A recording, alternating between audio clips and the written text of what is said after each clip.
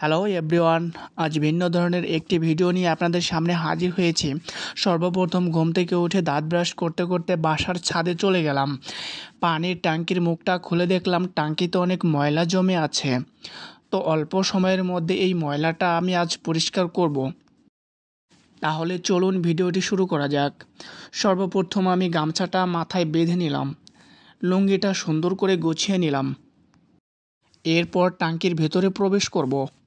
তার আগে একটি কথা বলে নিই, ট্যাঙ্কিতে যতটা পানি ছিল ওই পানিটুকু কোনো একটা পাত্রে আমি ধরে রেখেছি, কারণ যতক্ষণ না আমি কাজ করব বাসায় পানি পাবে না। ট্যাঙ্কির ভেতরে যে ময়লা পানিটা থাকে কোনো একটা পাত্র দিয়ে ফেলে দেব। আপনারা চাইলে যে কোনো একটা পাত্র দিয়ে ফেলে দিতে পারেন।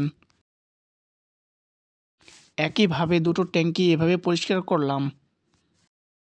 এরপর ব্যবহার করব একটি ফোম, একটি মগ। স্যাঁতস্যাঁতে যে পানিটা আছে ফোম ভিজিয়ে ওই পানিটুকুও উঠিয়ে ফেলবো।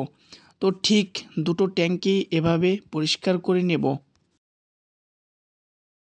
এছাড়াও নিজের বাসার কাজের জন্য লজ্জার কিছু নেই। দয়া করে ভিডিওটি শেষ পর্যন্ত দেখবেন, ভালো লাগলে অন্যকে দেখার সুযোগ করে দেবেন।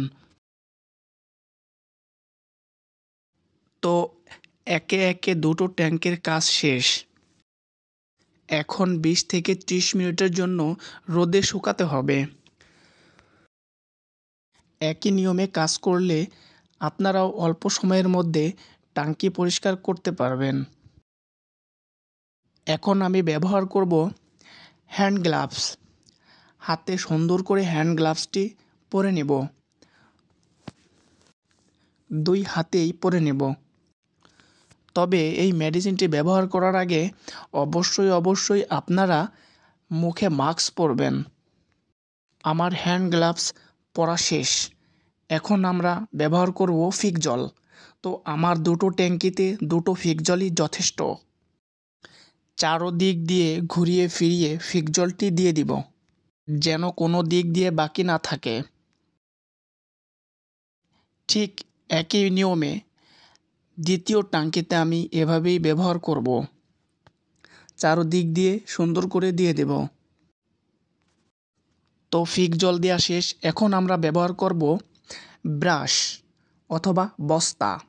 তো আমি ব্রাশ ব্যবহার করব না, আমি বস্তা ব্যবহার করব, কারণ ব্রাশে অনেক সময় লাগবে।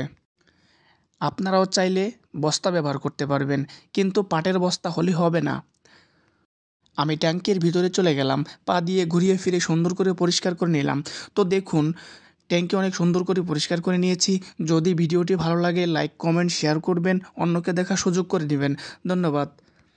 ভিডিওটির জন্য আমার কিছু ছোট ভাই সাহায্য করেছেন। সবার জন্য শুভকামনা রইল। ভালো থাকবেন। ধন্যবাদ।